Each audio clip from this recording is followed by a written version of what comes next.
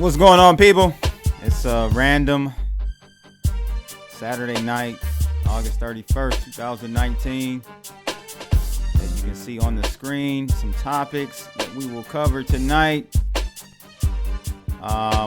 Make sure you guys call in if you want to talk. I like to usually have people actually call in and talk. I don't like to chat, really. So make sure you guys give me a ring. The number is 669-900-6833. And the code is 169-861-119. Hit me up. We're going to start in maybe about 5 minutes or so. Get enough people online. I know this is a random night, random live cast, but hey, let's see what we can do here. I'm bored. I'm not doing anything.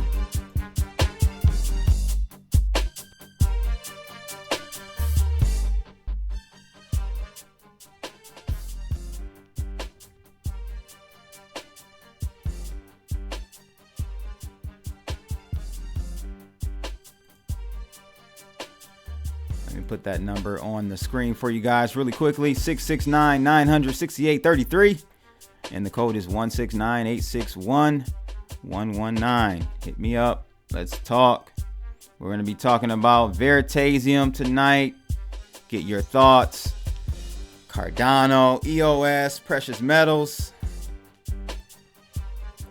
Yeah. Busy mountain. We're going to talk about Reggie tonight. Hit me up. Let's do it. Silvertooth is in the house. Hey, man. I really had a good time with the kicking it session with you, Silvertooth. That was really good. Got a decent amount of views on that too, man. So thanks for the kicking it session there. Again, the number is on the screen. Hit me up. I'm gonna put the topics up here again. So I picked, I think 5 tonight, curated comments from just various videos.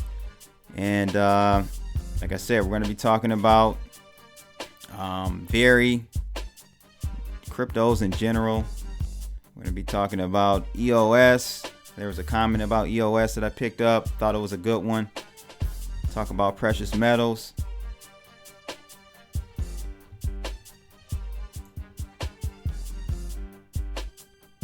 Yeah, I think I did actually share it on Twitter, but I did that like 5 minutes ago, man. So this is a random, kind of a random last minute thing. So we may not get too many people on ST.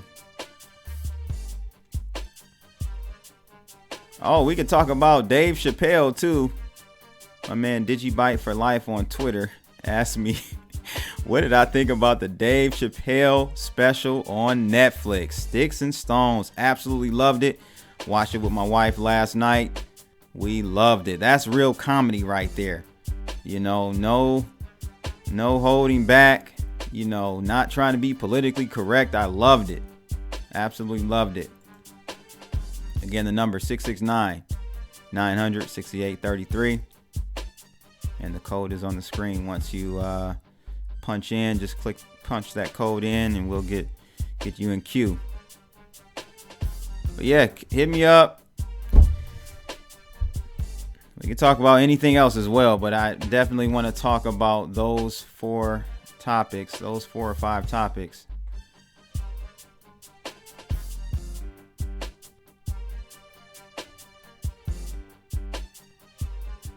Bring those topics up again. You can find the information to call in the description of this live stream as well. What's good, everybody? We've got Cryptonomics in the house. Ash Cloud. Gucci in the house. Niagara Gardner. What's going on, man? Christopher Abbott wants to talk about atomic swaps. Yeah, we can talk about, hey, whatever, man. Just give me a call in, 669-900-6833.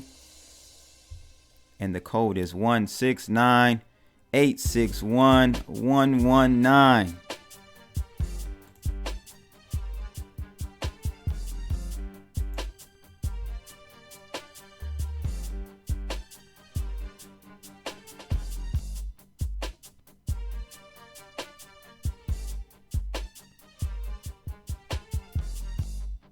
Okay, Cryptonomics, no doubt, man. Your internet was down due to a strike. You're using AT&T, Cryptonomics?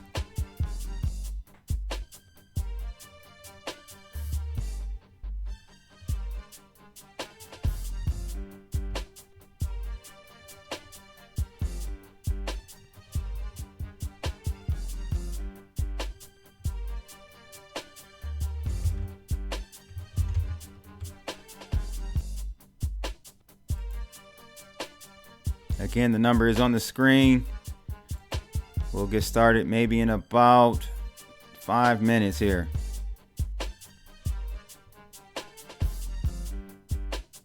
Wow. So Cryptonomics is saying that AT&T had a strike last week, hit about 9 southern states.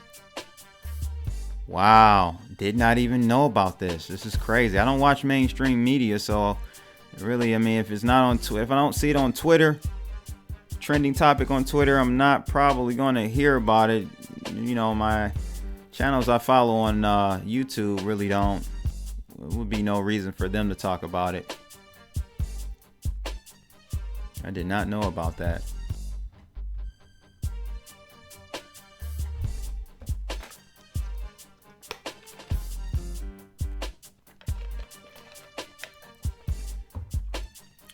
Hope everyone is doing well tonight. Anybody got plans for the holiday? Let me know in the comments below. So it looks like I got my first caller. I'm going to plug him in. Let me fade this music down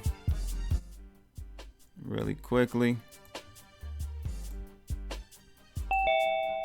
Caller on the line. It's your boy Crypto Blood. Talk to me.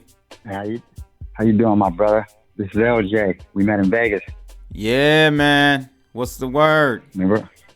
Oh man, West Coast. We went to Reggie's suite.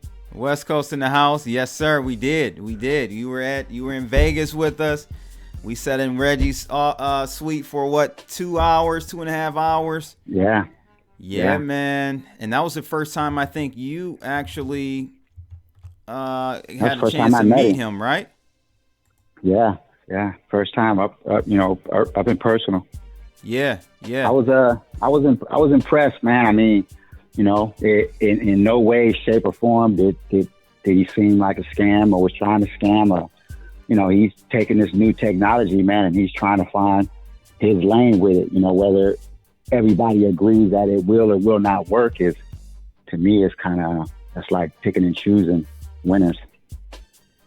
Yeah, you know, you could. And in my case, you know, I had my reservations about the technology actually being executed on properly and him being able to successfully do it, especially here in the States. I talked to Andrew, who used to be with the company. I think you were there that night too. We were talking to Andrew for about an hour and a half after the presentation. And but remember, they were pivoting. Yeah, he was going to pivot. Remember, he was pivoting to Africa and other nations. You know what I'm saying? 'Cause he knew that the U.S. was putting blockage. You know? Right. So, so back to what I was saying, though, as far as my thought about it, like, yeah, I had my reservations about him being able to pull it off. One of the main reasons was the infrastructure he was building it on Ethereum. I was like, that's not really going to work for what you're trying to do. And then, you know, when he started talking about the precious metals, I'm like, I'm not with that. I think you said the same thing. But I say all that to say, I did not think he was a scam. In no way, shape, or form did I think he was scamming anyone. Did you get a chance to look at the SEC documents? Not the whole thing. I over the last couple of days, I pretty much picked up on stuff you said and a lot of other people have said, you know, concerning the documents. Yeah. So what are your thoughts? I think they're reaching to some degree. You know, I mean, yeah, maybe some of it not necessarily true, but something that maybe they could feed upon. But to me, it seems like they're reaching. Seems like there's a whole lot of other platforms that that suit the bill to be gone after, opposed to him. And I think once again, I have to always bring in the fact that he's a brother, man. And you know, him just making an attempt to try to use the technology to come up with an ideal, you know. And I kind of seen him pivot a little bit, you know, because he understood he was kind of like, you know, going up against blockage, you know, and he kind of tried to pivot. And I noticed he was always very careful about making sure that he didn't say that it was a security or that it was anything other than a utility token. And then he kept KYC, you know. Yeah, well, he started doing KYC when I think he pivoted toward the precious metals, right? I think that's when he really started doing that. Yeah, man, I have to agree with you. I think race has a factor in this for sure. No doubt about that, in my opinion. I mean, I know you're a brother, so you understand, you know, the things we kind of go up against, and especially in finance, right, in the tech world, it's for sure some racial issues there, right? But I would say that even if you say something is not a security, does not mean it's a security. I get that. I see people in the chat rooms. They're like, "Well, he said it wasn't security from the beginning." That doesn't mean anything. If I tell you I don't have a gun on me, or this gun I got in my hand ain't a gun, it doesn't mean it's not a gun. The anticipation of the value of the token going up, and and even though, really, to be honest, we're all expecting the value of the tokens to go up, even though it's a utility token or it's maybe not a stable coin. But I mean, at first we were playing the game with stable coins until we finally kind of realized that they should be stable and not, fluctuating. But but as far as him putting it out as if, it's going to increase in value. I think he kind of pivoted away to, you can use it for the platform. And once again, even if you don't agree that, the platform, it was giving off a trade, industry data and things of that nature, research and so forth, even if you don't believe any of that is viable or that it will turn to any fruition or that it will, be something great, there still has to be a lane for people to take legitimate ideals. And this is part of this space. This is part of where that's coming from, is saying that, hey, why can't me as the little man, okay, I may only have 20, 30, 50 bucks. Why can't I invest that in something I think is a good ideal? You tell me, no, I have to be a qualified investor. Okay, I can walk into the casino and I can spend that same thing. I can spend my whole rent check, and there's no checks and balances. So to me, this sincerity is disingenuous at best. And so this space is creating the door. It's changing the way we look at everything and saying, hey, man, everybody has the right and opportunity to be a willing participant in the world of finance, man. And right now, we've created or had the only system that we, the people, have created and can agree upon, and we know what it is, it's open source, the network is trusted, I think our biggest problem now is that we're still caught in that in between that fiat world and this world and the traditional banking system and our world, and it's hard to do the things that we need to do in everyday life and still build this. I think those people who do have the means and do have assets and businesses or properties of these things need to begin to incorporate, even if it doesn't bring significant returns initially, begin that have services and things of that nature that are primarily only in Bitcoin. Or I'm after these last couple of years, man, I've really learned to appreciate the network effect and what Bitcoin has done, and very true. the molehill that any other coin will have to go through, good ideal or not. Because now everybody in the world who is a hacker, everybody in the world, whether it's a state-sponsored or non or whatever, is going to look and say, man, anybody that steps up to the plate, you are an open target. Because why go after the network that that has the strongest one, I can go after you, and you're going to leave a whole lot of meat on the table, you know. And so it's and not counting governments, you know. Libra coin, you know, and see the deal they did, and whether it does or doesn't go through, whether they work a deal out or not, it just showed us how important that decentralization was, you know. Absolutely. And even for me, I mean, I've been in the crypto game since early 2013, late 12, man. And even this last year has given me another round of appreciation for Bitcoin. It has its issues. It's slow.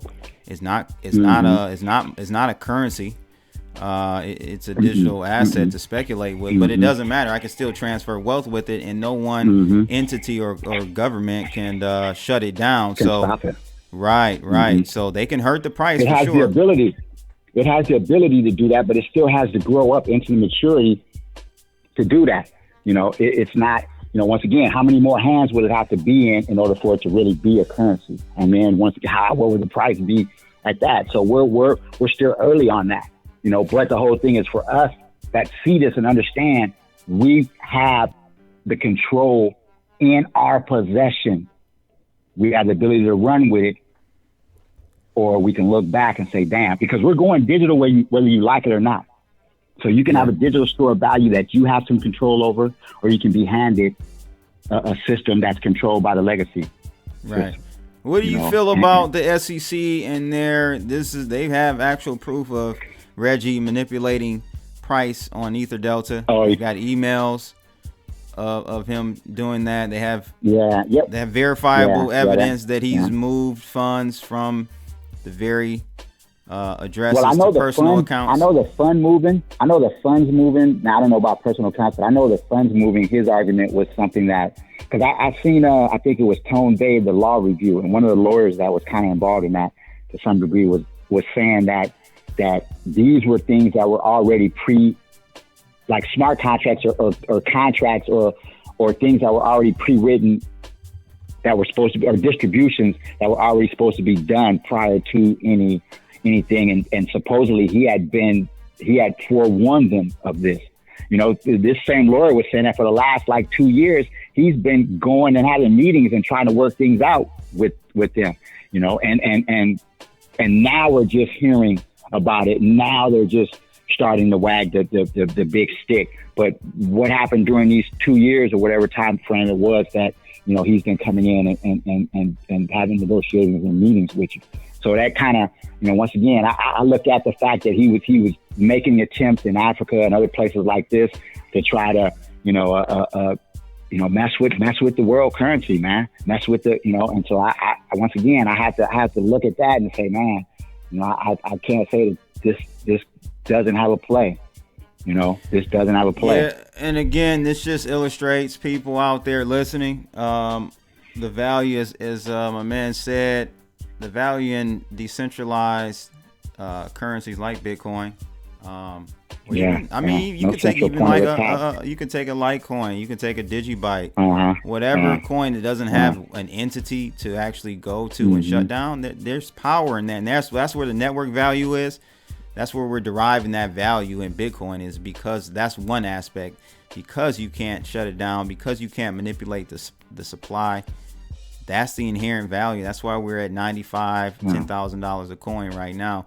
And so when you have these projects, man, that are centralized, you know, in nature, meaning there's an entity that actually controls it and updates it or whatnot, like a Veritasium or any other ICO project, you're at the whim, you're at the mercy of these governments, and that's a tail risk that you'll have to always keep in mind, that at any point they can come in and it will damage their business. You know, everything is frozen. It's gonna happen. It's gonna happen. Look at. Okay, you talking about the Dave Chappelle? Let's fast forward maybe 10 years from now. You know what I'm saying? And now, you know, the banking legacy banking system has instituted what they want.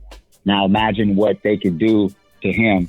You know, and you gotta look at, we're going digital. We're going to have chips in almost all of our devices, in our phones and our cars and a whole host of things. So imagine a time when you pull up to a a stoplight and there's 4 people in the car and there's sensors on the corner and they scan all your devices and say, Crystal Blood, he owes us some money, take that, or did he pay his, his traffic tickets or did he do some comedy that we didn't like?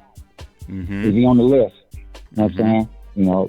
And it seems far-fetched, but I'm big on technology, man. And I go to a lot of, conventions and a lot of different things. And I read up on a lot of different, and I've been seeing this as part of the direction. Now, whether it goes completely in that way, is still to be determined. But the technology is there, and the direction of the technology will make that stuff very viable in the very, very near future. So once again, we are at a very critical point, man.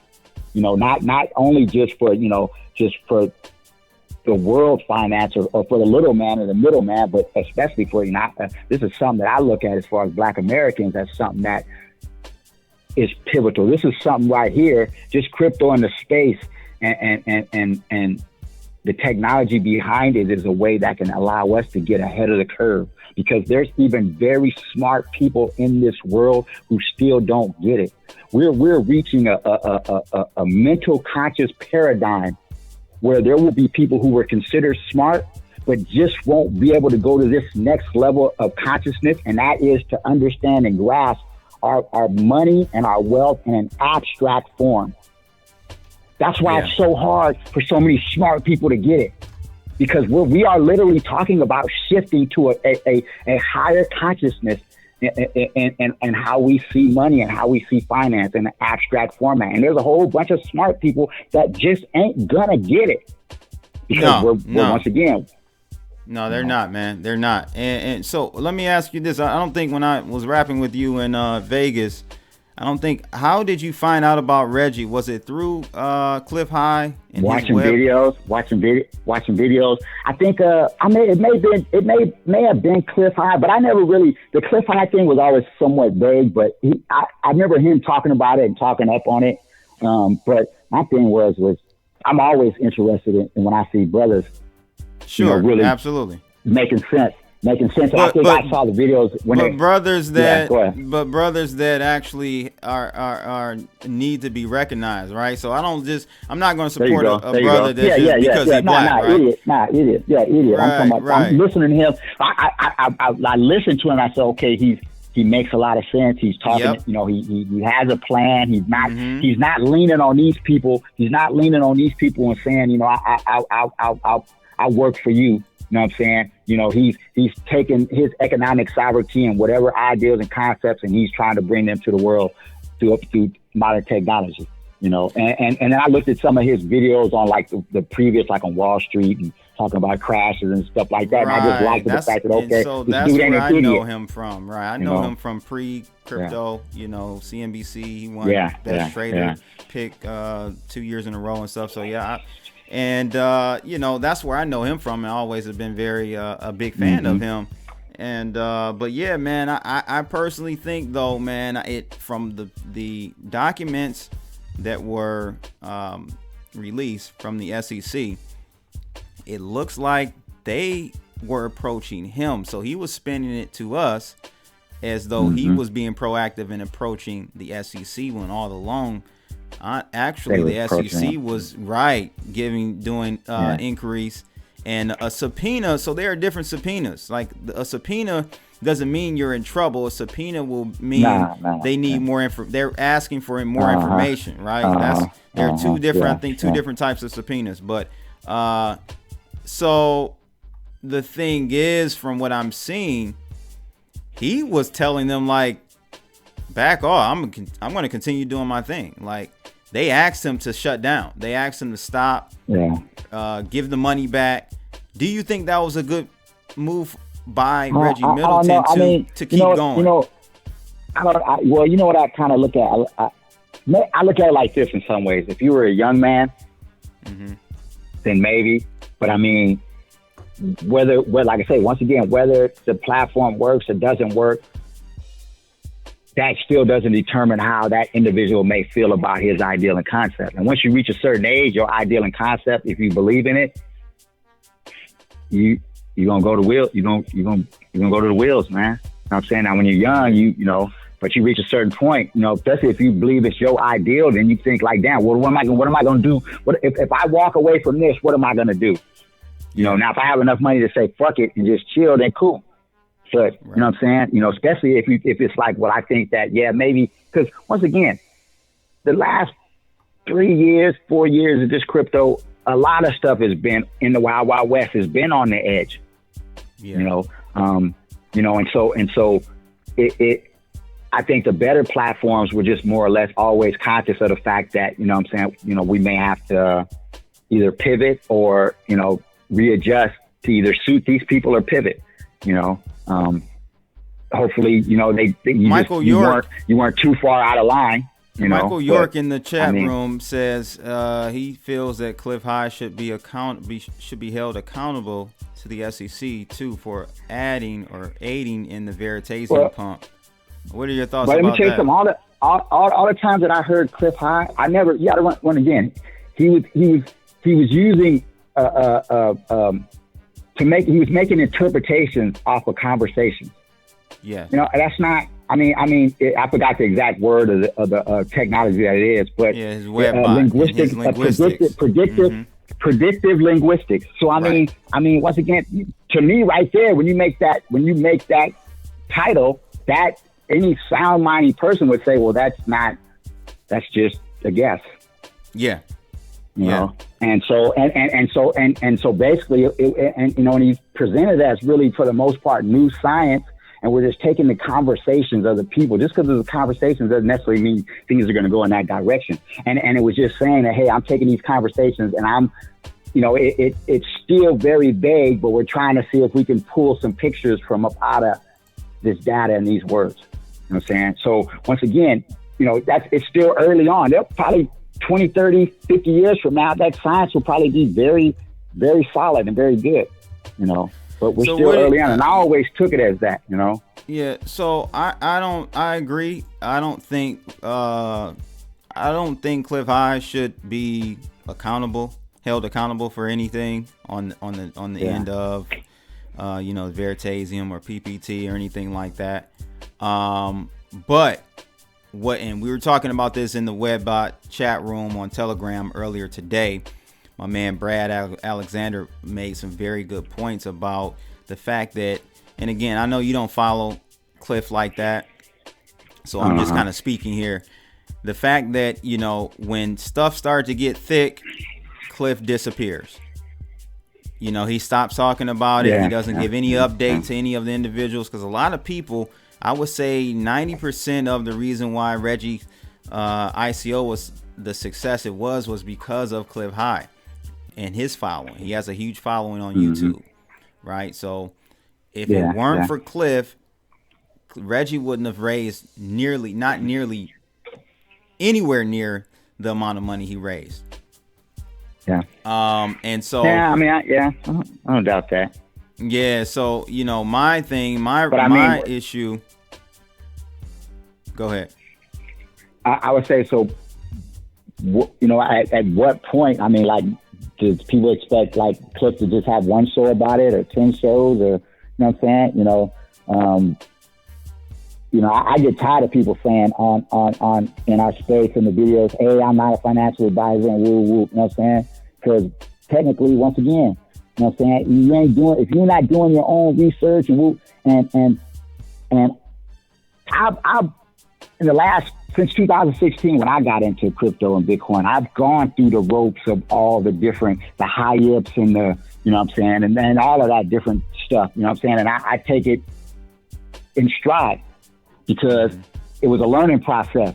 Because now, once again, I look at what Tone Bay has been telling me for 3 years, you know what I'm saying, about that it should be just Bitcoin. Now, whether it should be just Bitcoin, but the emphasis on why we're here in the first fucking place. You know what I'm saying? You know, and I partially believed it to some degree, and that's why I kept listening, and I was never a naysayer to him. You know what I'm saying? And now especially these last 2 years, has really brought that to fruition, all that stuff he was saying. And now I've really gone back and really looked at it, and I understand, you know what I'm saying, that, I look at, how I explain that the Bitcoin blockchain is, it's like genetics. You can have somebody walk up who looks like you, and he may be related to you, he may not be. But the quickest way for us to find out is that genetics. Mm-hmm. That's the blockchain. Mm-hmm. That's BTC. And because of because Bitcoin, when Bitcoin was weak enough to be attacked, nobody paid any attention to it. That's right. And now no other coin is going to get that freebie. No other coin is going to get that freebie. No. And every coin thereafter is probably going to have some entity behind it that's pushing it, and there's going to be a name and a face and, to it. So, yeah, it was Bitcoin was the one that slipped through the cracks, man, and it bubbled. It bubbled, and it kind of grew very under the radar, and then boom. And so now we're here, but there are definitely other applications for blockchain. Yeah, I'm not a Bitcoin maximalist, I think that's I think that's very stupid to be a Bitcoin maximalist, because Bitcoin can't do it all. Well, that's what I think. I think that right now we have to get first, because we're going digital. What is more important? Because we're going digital whether you like it or not. So what's more important? Us having a digital store of value that these motherfuckers can't fuck with, right? Or some fancy ass tricks. We can get that going after, right? Because that stuff is still yet to be revealed. Yeah, you know what I'm saying? Everything else is still for the most part an experiment. Bitcoin is an experiment, but it's reached past that phase of an experiment. You know what I'm saying? It's an actual working entity. You know what I'm saying? And what's crazy is that it's evolving. It's actually mutating slightly to fit the different attacks that are coming its way. Mm-hmm. Mm-hmm. And so once again, yeah, we can have all that fancy stuff, but if we work on that and these fools come in with this legacy system and we don't have something locked in that they can't control, then it ain't gonna matter. To just chime in, snatch your stuff. To just chime in with the chat room right now, they're talking about how much Reggie was worth at its height, with Veri being at $500 a token, with 98 million tokens floating. Floating. There were 2 million floating. He had in his possession 98 million. But people, you guys have to understand. I know you're trying to just do a straight 98 million times 500. It doesn't work that way. Okay. First, it don't work like that. If he ever wanted to try to unload those tokens, they would not be selling. He would not be able to unload them at $500. Okay? It would be more like 5 cents or half of a penny by the time he start, be able to start unloading. So I know on paper it looked like he was, was that much in his possession, but also remember that and I understood many people, that was another reason why people stayed away from it, because he had 98 million tokens. I understood why he held that in reserve, because he was going to sell those tokens. Too. Yeah, he was going to sell those tokens to the clients, whatever clients he onboarded. Yeah, but you got to also remember. You got to also remember when he first came out with the coin, there was no exchanges that were accepting his coin. You couldn't buy it anywhere. Yeah, it was hard. It was very difficult. It was very difficult to buy Veri initially. It wasn't on the regular exchanges. It wasn't on Poloniex. It wasn't on Binance. It wasn't on none of those. Back then, I was Poloniex. It wasn't on Poloniex. BitMEX wasn't on BitMEX, wasn't on Bitfinex, wasn't on none of that. See, people forget about that. See, it wasn't on none of those. You know what I'm saying? So it was very hard to get his coin in the first place. And so that's why he ended up with more than he should have ended up with, because he didn't have the platform to sell his coins like that. See, that's why I got to look back. I got to go back and all of that and say, damn, wait a minute, you were being thwarted from the get-go. Yeah, for sure. There was, and I said that. I said, out of all these shit coins out here, whether or not he held 98 million coins, I mean, you could have put them on an exchange. They didn't put him on exchange simply because he was black. I'm sorry. That was he was top 20. He was top 20 I think coins on market cap. Yeah. On coin market cap. And from all the hype, he should have been on an exchange, but he wasn't. And some of those other coins got on exchange. I mean, you have a coin market cap, man, it was like a couple thousand at one point in time. Sometimes I would just scroll through and just see some of the names and be like, what the, just like crazy names, like who's buying all this? What is this, Yeah. What are your thoughts, man? You kind of touched on it, and this is off the crypto topic, but hey, we might as well do it. Dave Chappelle, Sticks and man, Stones. I loved it, man. I loved it. I watched it with my girl. I watched it with my girl last night, man. Me too. I loved it, man. Me too. She down there was crying, man. I'm like this, man. Once again, I'm a Black American. Right. Black first, American second. My descendants are ADOS, FBA, foundational Black. My ancestors' blood built this. So I'm American as much as anybody else, but I'm also Black. And I'm at the point where you're not going to keep attacking mine because you don't say nothing. Look, Hollywood has been the number one media arm of white supremacy, spewing negative images of Black people across the world for decades. Yeah. Where's the objection? Right. Walt Disney, before Walt Disney died, there was only one Black man working there. He's the shoe shine boy. Yeah. And I got these facts from my, from one of my ancestors, and I went and looked it up. But I mean, so once again, the hypocrisy. See, I'm not with none of that hypocrisy. I love, what I'm saying? I love when he said he went to talk to while he was doing the Dave Chappelle show. He went to talk to the lady. She's like, Dave, you gotta, you can't be saying faggot, right? He's like, well, wait a minute. He was getting ready to walk out. He said, well, wait a minute. You let me say nigger on TV, but you won't let me say faggot? She's like, well, you're not a faggot. You're not. He's like, I'm not a nigger either. That was profound, man. But that was it, man. I was like, man, that was it. And hilarious. It caught some people who were sharp to say, damn, and it went over some people's heads. But yeah, that was comedic genius. That was comedic genius right there, man. Yes. And so once again, how dare UMF try to slay mine? I'm not going for that stuff no more because, like I say, I've come to a whole new revelation and found out that half the stuff or majority of stuff that we were taught was lies, man. Straight out lies, man. And our where we're at in America has shown that because we've been driven by people that haven't given us any results, and we're to blame because we haven't demanded any results.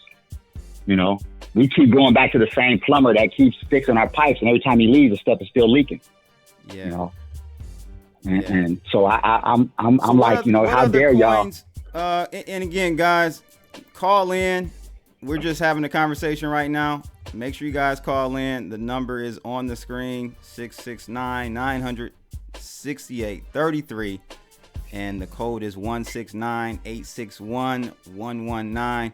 What other coins are you interested in other than, I know, you're kind of leaning back toward Bitcoin. I had to go back. I had to go back because I used to have a lot, I used to have quite a few alts, and then some, in the end, they just didn't work out. You know what I'm saying? Yeah. In the end, they just didn't work out. Either I missed the surge by just a little bit, or they fizzled out, or just So I'm back to BTC, back to the roots right now, and I'm looking around to see what's gonna rise from these ashes. I'm gonna put a very, very small percentage into any coins, because once again, right now we got to get this, our store of value down, this digital gold, within this digital system. I do like some of the DeFi stuff. I think more or less that's looking big. At technology and where this technology can possibly go. you know, and then once again, this space can be very trendy as well. So, you know, the DeFi could be the thing for a year or two, and then all of a sudden something happened, it fizzled out. But I'm thinking this is looking real positive because you can use your BTC, you know, and so it's kind of going back to the root. So it's kind of like the next phase. Okay, now we get a solid form of digital money, and then financing, you know, and then you do projects or whatever you may deem or want to do or purchase or buy or whatever, or save, or, you know, through this digital gold, you know, and then from there, who knows? But I don't know. The DeFi is something I'm interested in. So one thing really quickly, someone said in here, and this is another thing I keep hearing. And before we get on this subject of a Cardano, I keep hearing people talk about they took Reggie down because he was the truth and he was going to take the Wall Street cast down. Listen, Reggie was not going to take Wall Street down, people. Stop with the nonsense. Like, let's keep it real here, okay? He was doing something, and we know, and I said, you know, when you were in Vegas, I was telling Andrew, like, y'all gotta go outside of the United States. It ain't gonna happen here. And he was like, yeah, we know that. Yeah. And he was saying that then, right? He was like, we know that. Yeah, he was saying that then. He was doing the Caribbean, and then he was saying he was on his way to Africa. Yeah, because there's no way. First of all, no way a black dude. No way an American citizen is going to take the power away from Wall Street.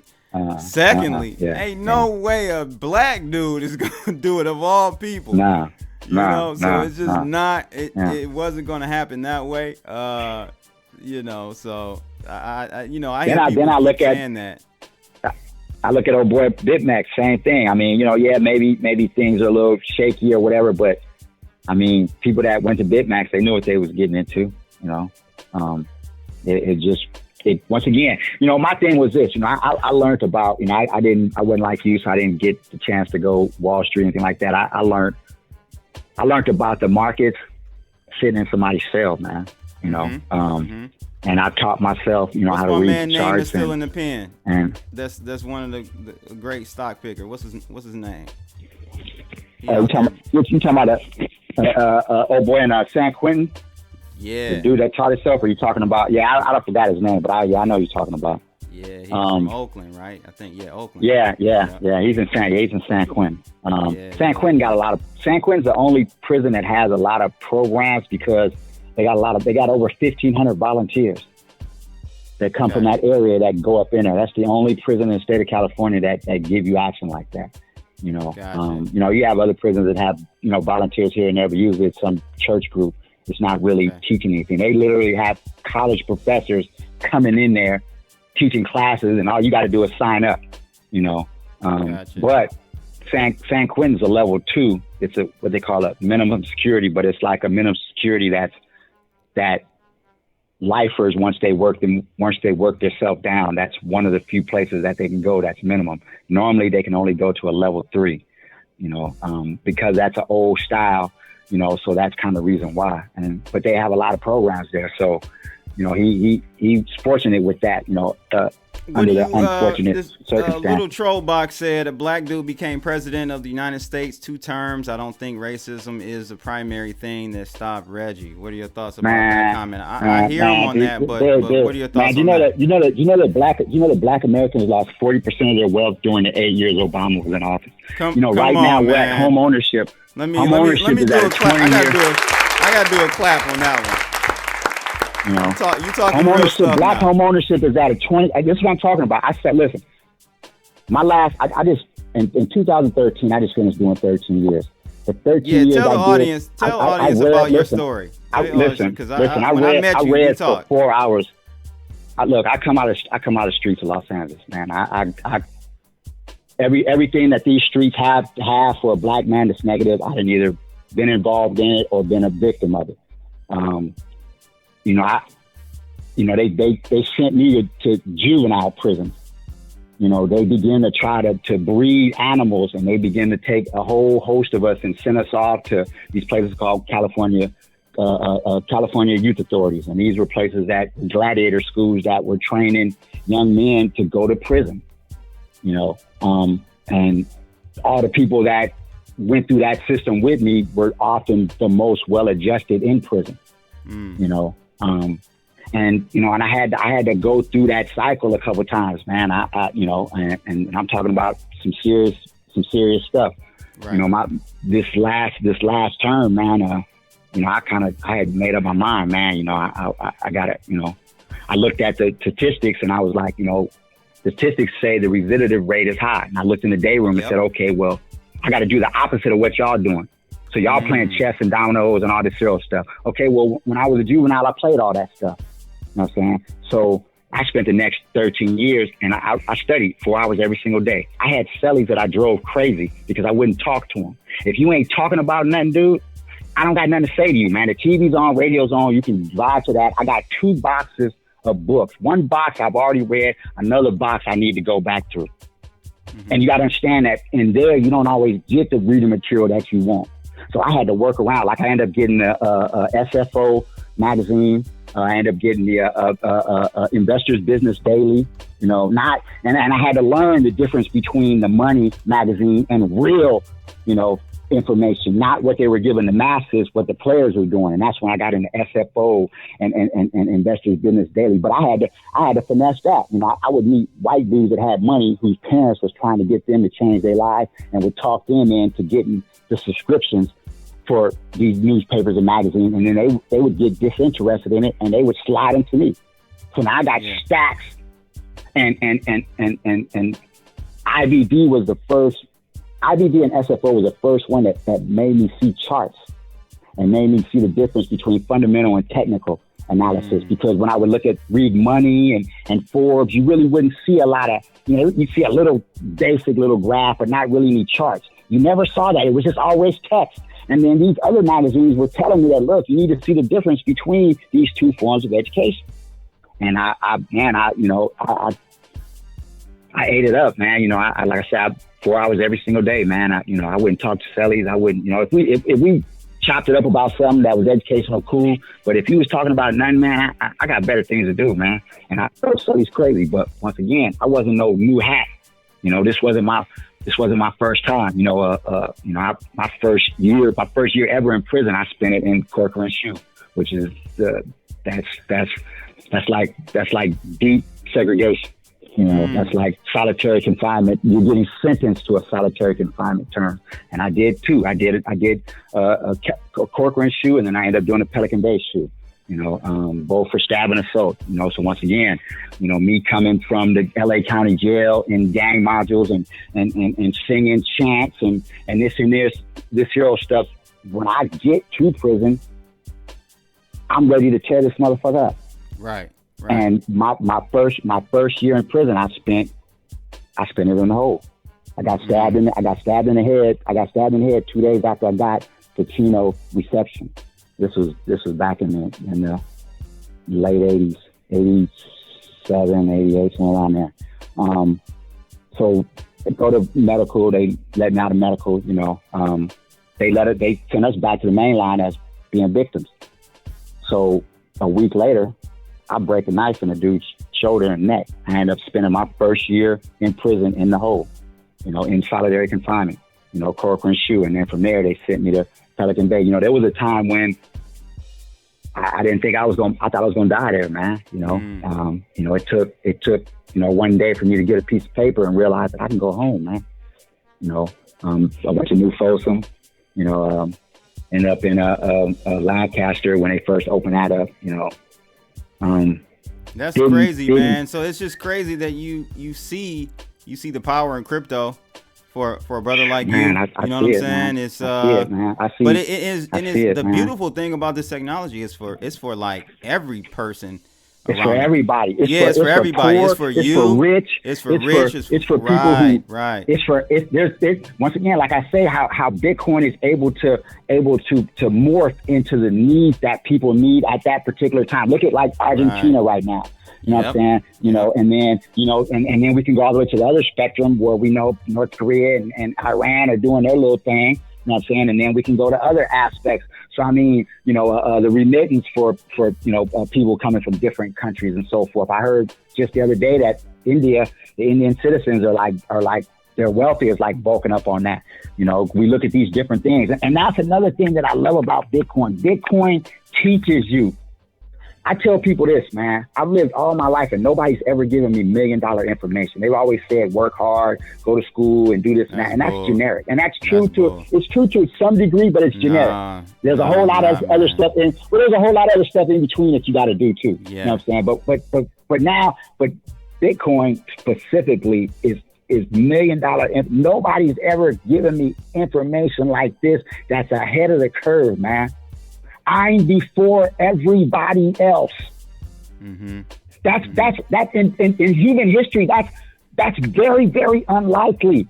Yeah.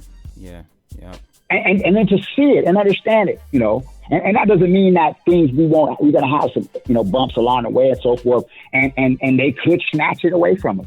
But the thing is, if we don't realize what we have and rally behind this, you know what I'm saying, a consensus algorithm.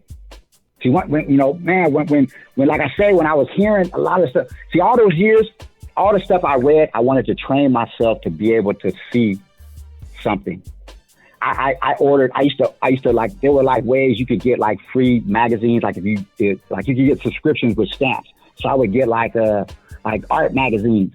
And so I had an art magazine for a couple of years just to train my eye to try to see. I don't know what I'm looking for, but I'm training my eye. And then when I touched down, you know, I became a certified optician when I was in. I worked in an optical lab in San Diego for 3.5 years. Wow. The first time in my life, I wore a pair of holes in shoes looking for a job, man.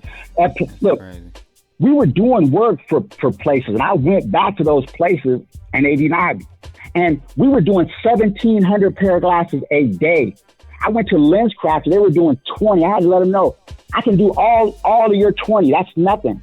I was a board, an American Board of Optometry certified optician. I worked in an optical lab in Donovan in the Prison Industry Authority for 3.5 years. I was a final inspector in the surface department for over a year and some change. You know, my quota was like the final inspect to make sure that the prescription had been ground into the lens. My quota was 500 to 700 a day. I go to the LensCrafter and they got antiquated machines. Right. I learned on digital machines. They got hand cranking stuff where you ain't even plugging it in. Wow. You know, and I went to lab. I got a box that's like maybe 4 or 5 inches by 6 inches or so, full of business cards of places every day. And I wore a pair of hose in my shirt. I finally had it, luckily, because I had been studying business in the market. I ended up getting a marketing and sales for a telecommunications company. You know. So let me ask you this: Lil Trollbox made another good point. He said intersectionality. I don't know what that is. You have to help me out with that, Little Troll. Identity politics, the LGBT agenda. It's not just racism. He thinks it's social engineering. I agree with that. What are your thoughts about that? I agree. I definitely, no doubt. Hey, when I say that we've been lied to, everything that we've been taught has been a lie. That all stems from all of that. Because once again, okay, I'll give you a good example. We're talking about with black folks. One of the biggest things, our problem is the breaking down of the family. Plain and simple. All of our problems stem from that. Not having the male in the household to raise some of these children. You know what I'm saying? And we can talk about the cause of why they're not in the home, whether it's poverty, crime, drugs, all that host of that stuff. Okay, but that's the root of our basic problems. Because prior to, say, like the 1940s or so, we had the highest rate of 2-parent households of anybody in America. So now, once again, I have to say, okay, the breaking up the household. So now it's funny how we don't have an emphasis on family. When all of us come out of a family, all of us come out of that system, yet we celebrate other stuff for 30 days. None of us come out of that. We all come, whether the family system is right or it needs a little bit of adjusting. The whole world and everything we stand on comes from the root of that. Right. And it all starts there. And so they understand breaking that down. Now you got it to the point to where if you don't understand the value of family, then you want to understand the value of inheritance. You want to understand the value of generational wealth. Because now, if you get educated and you accumulate wealth, if you have nobody to pass it on, the government's going to get it back in a generation or two. Yeah. And they understand that. It's very... I was watching something on Real Vision. They were interviewing this guy. I think they were in the Swiss Alps or somewhere overseas, and this guy manages billions of dollars, man. He was just saying, and I've heard this from many different investors. The tools we use to obtain wealth are different than the tools you need and use to keep wealth. So, people have to learn both sides of that. It's not just, that's true. You know what I'm saying? It's a complicated thing to keep wealth. And this system does keep 99% of the people from even getting the first step, getting wealth. And then once you get it, like you said, a generation or two later, even the ones that get it, even a lot of our white counterparts that end up getting it, actually in 2 to 3 generations, that money ends up being gone, and it's very hard. You know what it is? You know what it is? Because I travel a lot. So, and in LA, I grew up in a lot of different areas. I didn't just grow up in the hood. I grew up, by the beach. I went to white schools and surfed and did, but I had family lived in South Central, so I went back and forth. And so I know both sides, man. Same here. Same here. I've had white friends, and I've ate in their houses, and I've slept, sleepovers, and I've gone to school with them, so I understand both sides. The difference is this: we're all on a hierarchy levels of I guess forms of poverty, or to some degree, or whatever you want to call it, levels of economic classism. Levels of classism. Okay, we're all on different levels, and they understand that. The powers that be understand that there's different levels, and within each level they have their minions. And they give their minions the bone to maintain those levels. You know what I'm saying? Maintain what's going on, the status quo within those levels. So we all have those levels, but the difference is that we've always consistently been at the bottom. And our middle class doesn't look nothing like their middle class. We assume that it's an arm's reach away. But I can go to places, man, like where my girl lived at, places, man, and what's crazy, my girl is dang a cop. And I'm like, they're living gated communities. Many mansions. And this is working class. Yeah, they got to get up and go to work every day, but they got boats, they got campers, they got, you know what I'm saying? And then you go to working class in South Central, and it don't look nothing like that. So Maximilian, you took the Maximilian Price, you took the words right out of my mouth. Capitalism. I think, and I'm a businessman. I don't think it's that. I do, man. I'm starting, and I didn't for many years. I'm like, capitalism is the best thing that we have, and how dare you?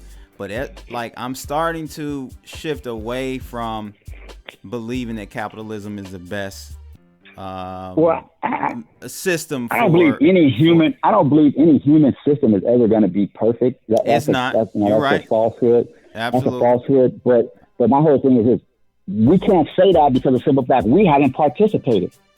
So therefore, how are you going to say we haven't participated? Look, I'm 52. I grew up in Los Angeles. There was a time when my grandmother and them used to get us up and would take us down Central Boulevard, where we would go sit in some diner with some, old fat black lady cooking.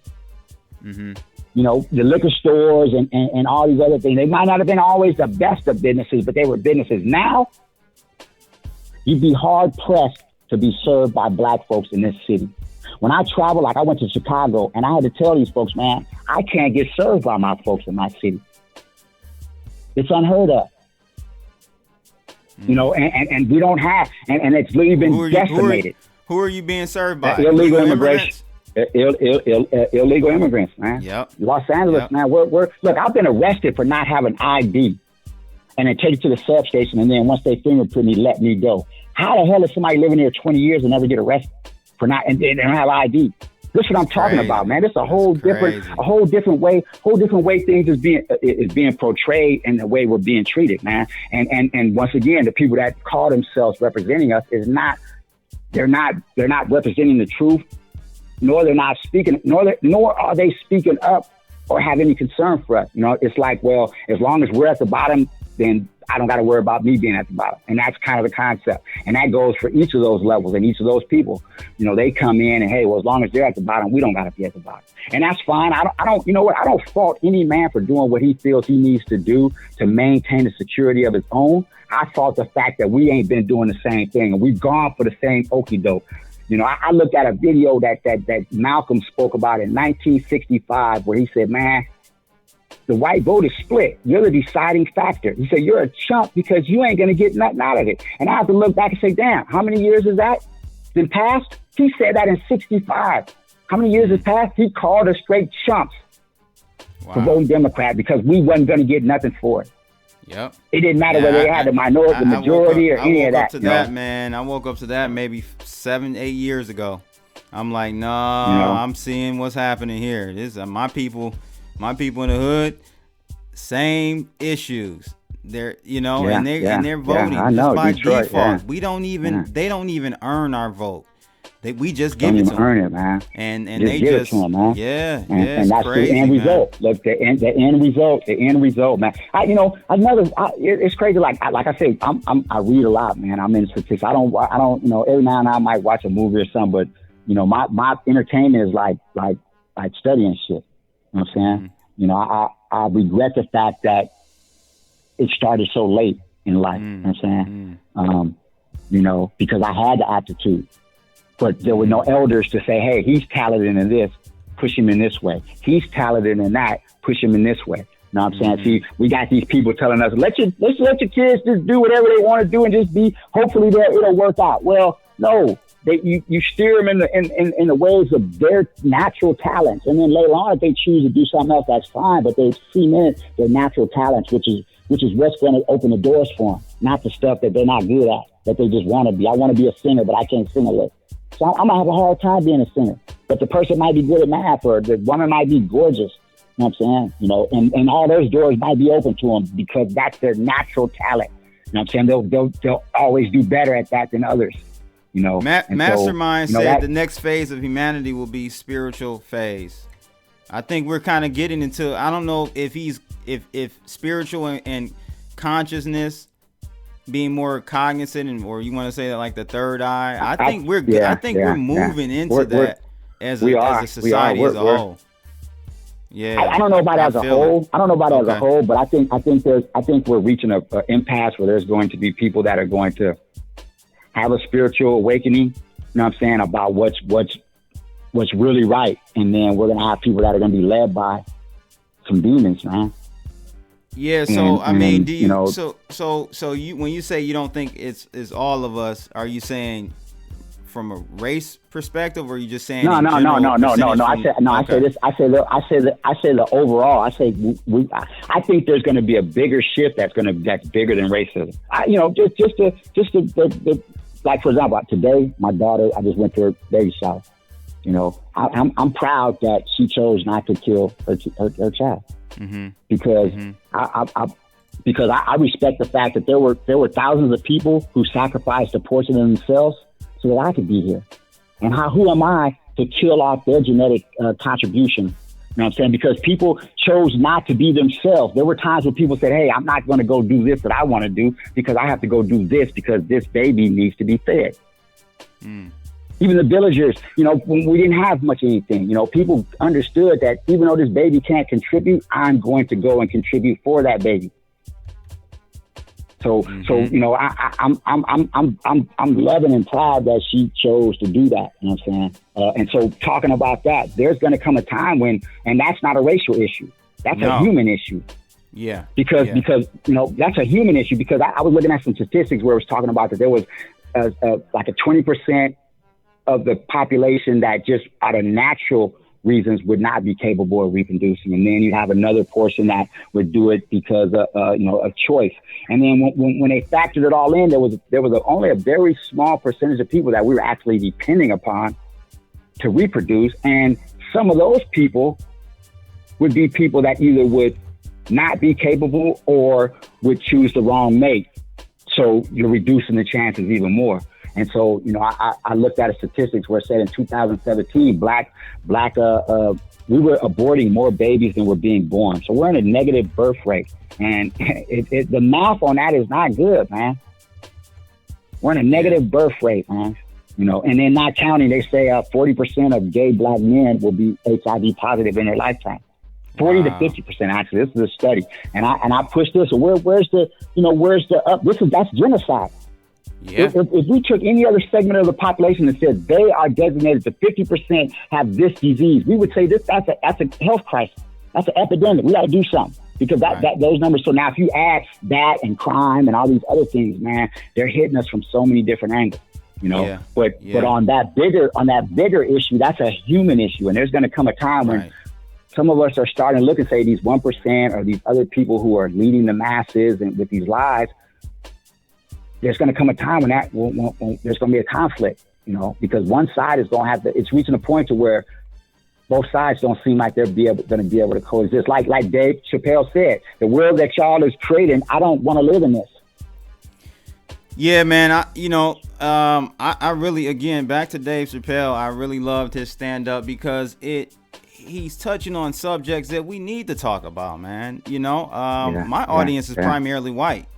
So I love having these conversations because they need to be exposed to these types of conversations. They get a chance to see what Black America and exactly. And so they could change their history. It's part of their history. It's part of their history. It's part of our history. So it's just good to have these type of conversations and be comfortable about having these types of conversations because it's fine. We need to have these types of conversations. We need to talk about that. Like to say that if you were going to say something about that, there's some things that they could do. I'll give a good example. Police brutality.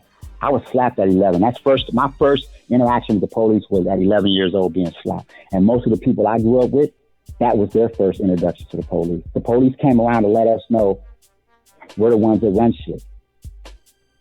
And nobody never bothered to ask in the 80s why little black kids ran when the police pulled up, because we got tired of getting beat on. So we understood that if you ran, the person who got caught is the one who got whooped on because they couldn't catch all of us.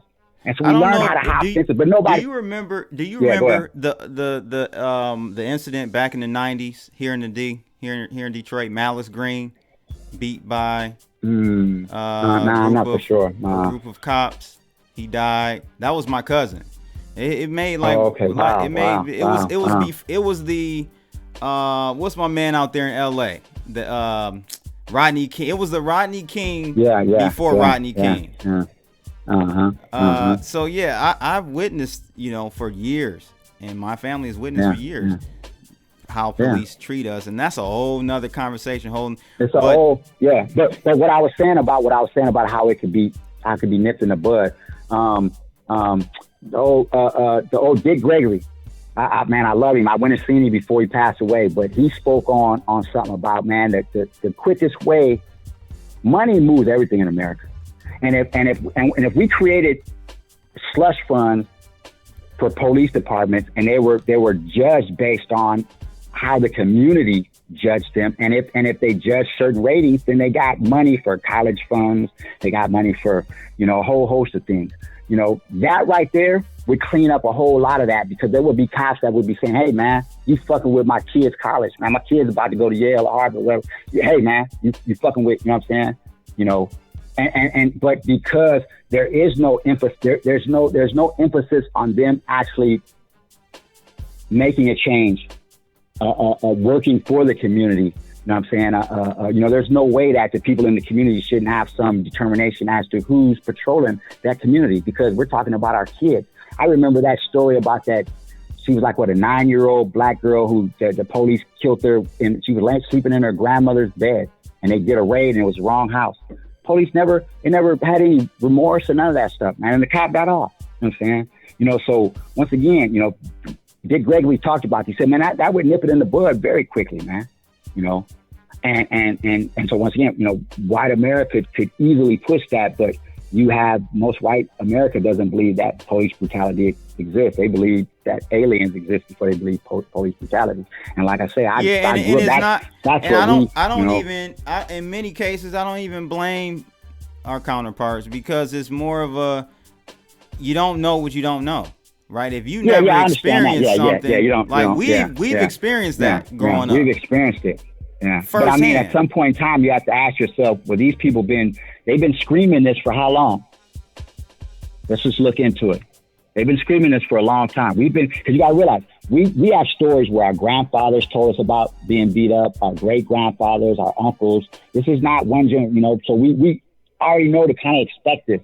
So, at some point in time, you have to have some concern about your neighbor and not just assume that your neighbor's situation is exactly the same as your own, especially when you've got the conditions and the circumstances of things. You have to at some point in time say, wait a minute, let's be more concerned. I always make a statement about where I say American and Black American doesn't mean much to white America, and sometimes they seem to forget that we're Americans, but once again, they haven't been taught. They haven't been taught that the contributions that we've actually contributed to this nation, and it's like, just it's like swatted away like as if it was a fly on the wall or something like that. We gave our sweat, blood, and tears for 190 something years for no return.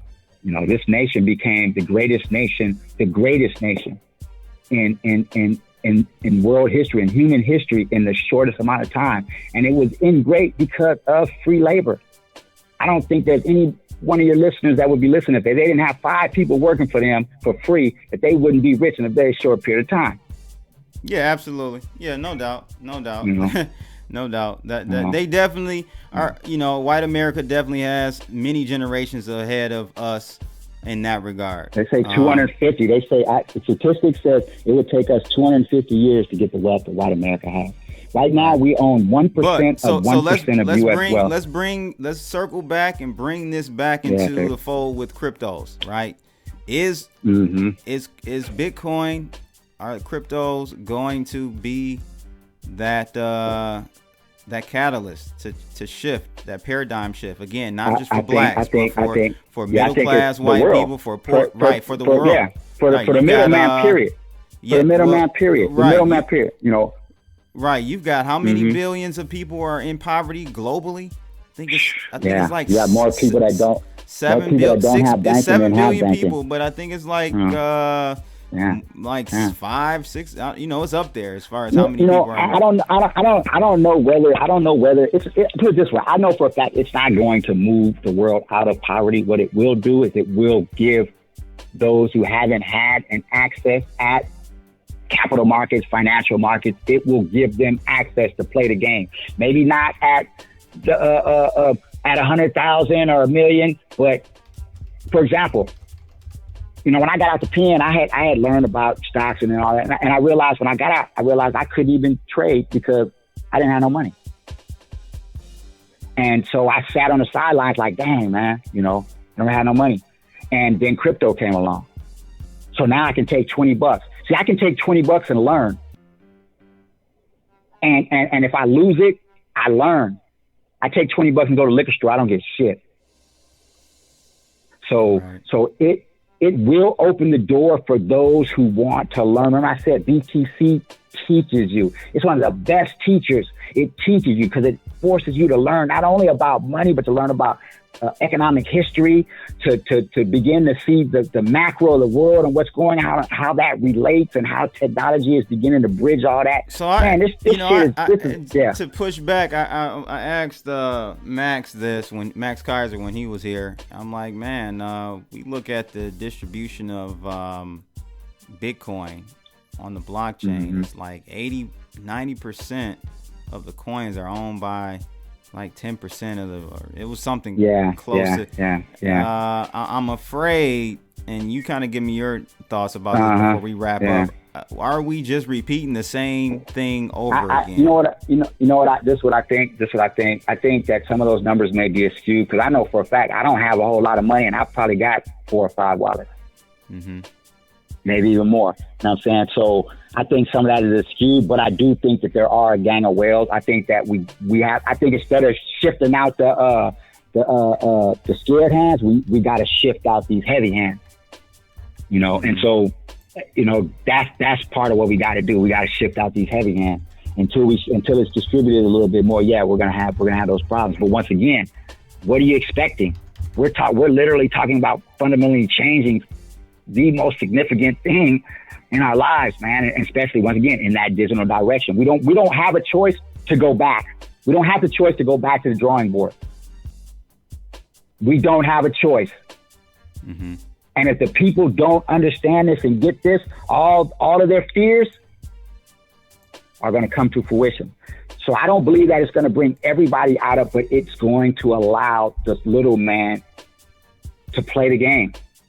That little guy who's a mathematician, really, who we only need a percent, 2% of a couple billion people is relatively from an absolute standpoint, I should say, is a good chunk of people, right? So we can shift that just a little bit. Yeah. I think over time it may help. Hopefully, that's the goal at least. Well, we went to 20,000 without no. There wasn't a whole lot of institutions. I mean, I'm sure there were some, but I mean, that was organic, man. Mm-hmm. For the most part, we seem to we discredit that. That was us. Mm-hmm. Yeah, it might have been some of them too, but that was us. Mm-hmm. Yeah, that move up was definitely more retail investors. Absolutely. Well, look, man, I appreciate you calling in. Man, it was a pleasure, man. It was a pleasure, man. This was epic, and it was cool because I didn't have any other callers. So we spent the whole episode chatting. Appreciate you definitely hitting me up, and it was good meeting you out in Vegas. Yeah. Go ahead. I dig your platform, man. I watch you all the time. I don't always catch you live, but I usually end up catching. I got a, gang of motherfuckers be on my phone. So I just, I scroll through, and when I see you, man, I'm always listening. I like the mix. I think we need the news, and I think we need the mix of the news and technicals. I think, that rounds out the community and the information, I like Tone Bays. I like, Crypto Kirby. I like there's a few other cats and then a few other cats I dig, man. But I dig your stuff, man. It was definitely a pleasure meeting you in Vegas, man. And we definitely I'll be out there in Cali, man. I'm gonna come holler at you. Man, definitely, man. As soon as you do, man, definitely, man. I take you some nice. Hey, and we got to talk about what you hit me up on the phone about last month or a month and a half ago. Well, I'll have to have you come back on. We need to talk about. That's epic. Dealing with privacy, these wallets, how they're. It's a deep topic. So we definitely. I went through the crypto nightmare, and I'm still here, man. I lost money in some stuff, and I had a full circle. I'm still here. I believe this is still the best option we have going, man. Yeah, I agree. And it doesn't mean it solves everything, but we have to start at one place, and that's just, making sure these people can't snatch your wealth. Yeah. So, ladies and gents, man, again, man, thanks for calling in, bro. I'll definitely have you on next time I do a live stream. We'll talk about some other things. So, definitely. Ladies and gents, thank you for tuning in. We did not get a chance to talk about EOS. We didn't get a chance to talk about Cardano. We didn't even get a chance really to talk about precious metals. But we'll get to that next time. I had a great time tonight. Hope you guys did. Make sure you like, share, and subscribe. Click that bell, all that good stuff. I'm out of here. I'm tired, man. It's like 1 o'clock over here. Peace. Holla.